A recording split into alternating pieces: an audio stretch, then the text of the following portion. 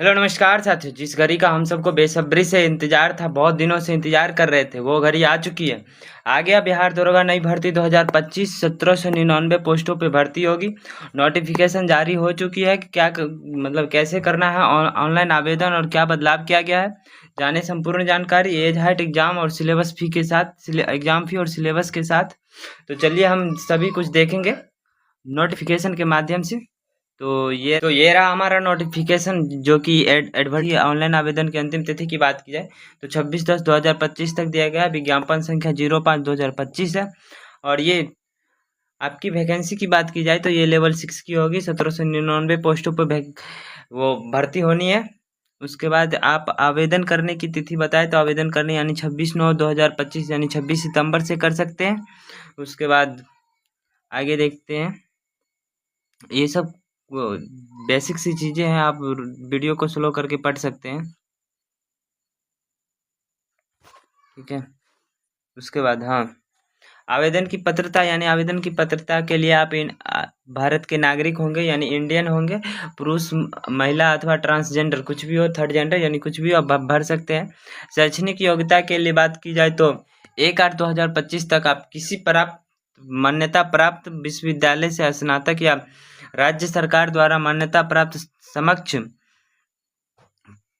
समकक्ष परीक्षा उत्तीर्ण होना अनिवार्य है। उम्र सीमा की गणना की बात की जाए तो 1/8/2025 के आधार पर की जाएगी, परंतु वैसे अभ्यर्थी जो दिनांक 1/8/2024 तक सरकार द्वारा निर्धारित अधिकतम उम्र सीमा धारित करते हैं, वे उम्र सीमा के आधार पर आवेदन कर सकते हैं। यानी कि आप 1/8/2024 तक यदि भी आपका यानी हाईएस्ट उम्र सीमा है तो आप भर सकते हैं। तो अभ्यर्थी की उम्र दिनांक की बात की जाए तो 1/8/2025 तक यानी आप किसी भी सब्जेक्ट से ग्रेजुएट हो। तो यहाँ पे बात की गई न्यूनतम उम्र सीमा 20 वर्ष रखी गई, अधिकतम 37 साल रखी गई है। महिलाओं के लिए 20 साल और अधिकतम 40 वर्ष रखा गया है। ठीक है। अब उसके बाद पिछड़ा वर्ग के लिए बात की जाए तो पिछड़ा वर्ग के लिए पुरुष एवं महिलाओं के लिए सेम रखा गया है। 20 साल न्यूनतम और अधिकतम 40 वर्ष रखी गई है। ठीक है। और एज रिलैक्सेशन की बात की जाए तो आयु सीमा में अधिकतम 5 वर्ष की छूट दी जाएगी। अभ्यर्थी की ऊंचाई की मापदंड की बात की जाए तो ऊंचाई सीना वजन के लिए कोई अंक तय नहीं है होगा, परंतु विहित और हाथ पूरी नहीं करने वाले अभ्यर्थी असफल घोषित किए जाएंगे। यानी ऊंचाई की बात की जाए तो आपको 165 सेंटीमीटर यानी पुरुषों के लिए होनी चाहिए, और अत्यंत पिछड़ा वर्ग अनुसूचित जाति एवं अनुसूचित जनजाति के पुरुषों के लिए 160 सेंटीमीटर ही मान्यता रखा गया है। और सभी वर्गों की महिलाओं के लिए 155 सेंटीमीटर हाइट रखी गई है। सीना सिर्फ पुरुषों के लिए ही होता है, यानी चेस्ट का मतलब माप वो सिर्फ पुरुषों के लिए ही रखा जाता है। इसकी बात किया जाए तो 81 सेंटीमीटर यानी बिना फुलाए होना चाहिए, और फुलाकर 85 सेंटीमीटर होनी चाहिए। ठीक है। और अनुसूचित जाति के लिए बात की जाए तो 79 सेंटीमीटर होना चाहिए और फुलाकर 84 सेंटीमीटर होनी चाहिए। यानी कि फुलाने के बाद आपका 5 सेंटीमीटर फुलाने के लिए बोला जाता है। वजन की बात की जाए तो वजन के लिए सभी उम्मीदवारों महिला के लिए 48 kg यानी 48 किलो होना आवश्यक है। ठीक है।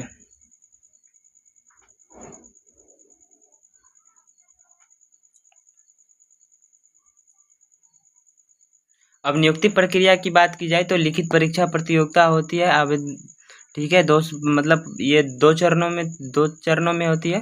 प्रथम चरण यानी प्रारंभिक 200 अंकों का एक पत्र होगा, जो कि 2 घंटे की होगी, और प्रश्नों की संख्या केवल 100 होगी। यानी एक प्रश्न 2 अंकों की होगी। और समय की बात की जाए तो 2 घंटे के लिए आपको समय दिया जाएगा। अब द्वितीय चरण की परीक्षा यानी मुख्य परीक्षा मेंस एग्जाम की बात की जाए तो प्रारंभिक परीक्षा में सफल अभ्यर्थियों को मुख्य परीक्षा में सम्मिलित होने का अवसर प्रदान किया जाएगा। मुख्य परीक्षा में 2 पत्र होंगे। प्रथम पत्र 200 अंक के हिंदी का 2 घंटे का होगा, जिसमें 100 प्रश्न होंगे। न्यूनतम अंक अर्हत अंक यानी 30%, यानी आप अनिवार्य है, अन्यथा उन्हें अयोग्य घोषित कर दिया जाएगा। यानी मेंस में आपका 2 पेपर होगा, जिसमें पहली पेपर यानी पहला एग्जाम हिंदी का होगा, 200 अंक का होगा, जिसमें आपको 30% अंक यानी 60 नंबर लाना आवश्यक है, नहीं तो आप फिर से असफल घोषित कर दिए जाएंगे। उसके बाद द्वितीय द्वितीय पत्र होगा, जिसमें सामान्य अध्ययन, सामान्य विज्ञान, नागरिक शास्त्र ये सभी पूछे जाएंगे। उसमें भी 200 अंक का होगा, और कुल प्रश्न की संख्या कुल 100 होगी, और अवधि की बात की जाए तो 2 घंटे की होगी। ठीक है। और गलत आंसर पर यानी 0.2 यानी 0.2 अंक का कट ऑफ होगा, यानी आप एक प्रश्न गलती करते हैं तो 0.2 अंक आपका कट लिया जाएगा। ठीक है, उसके बाद दौड़ के लिए सभी महिलाओं की बात कर ली जाए, यानी सभी कैटेगरी की महिलाओं के लिए तो 1 किलोमीटर का दौड़ होगा, जो जो जिसके लिए समय की बात की जाए तो 6 मिनट होगा, यानी कि महिलाओं को 6 मिनट में 1 किलोमीटर दौड़ना है। उसके बाद सेकंड शारीरिक यानी फिजिकल की बात की जाए तो ऊंची कूद होगी, जिसके लिए पुरुषों के लिए 4 फीट ऊंची कूद होगी, और 4 फीट से कम कूदने वाले अभ्यर्थी को असफल घोषित किया जाएगा। सभी कोटि के महिलाओं के लिए 3 फीट से कम कूदने वाली महिला अभ्यर्थियों को असफल घोषित कर दिया, यानी पुरुषों के लिए 4 फीट हाई जंप और महिलाओं के लिए 3 फीट हाई जंप। उसके बाद लंबी कूद की बात की जाए तो लंबी कूद में सभी पुरुषों के लिए 12 फीट यानी कि लंबा आपको 12 फीट कूदना है, और महिलाओं के लिए बात की जाए तो महिलाओं के लिए 9 फीट कूदना है, यानी महिला के लिए 9 फीट और पुरुषों के लिए सभी कोटि के पुरुषों के लिए 12 फीट का लॉन्ग जंप होगा। उसके बाद आपका चौथा चरण में यानी फिजिकल का चौथा चरण होगा, जिसमें गोला फेंक होगा। गोला फेंक में सभी कोटि के पुरुषों के लिए 16 पाउंड का गोला यानी न्यूनतम 16 पाउंड का गोला होगा, जिसे आपको 16 फीट फेंकना है। 16 फीट से कम फेंकने वाले पुरुष अभ्यर्थी को असफल घोषित किया जाएगा। सभी कोटि के महिलाओं के लिए 12 पाउंड का गोला होगा, मतलब न्यूनतम 12 पाउंड का गोला होगा, जिसे कि 10 फीट फेंकना है, यानी 10 फीट से कम फेंकने वाली अभ्यर्थियों महिला अभ्यर्थियों को असफल घोषित कर दिया जाएगा। उसके बाद बात करें हम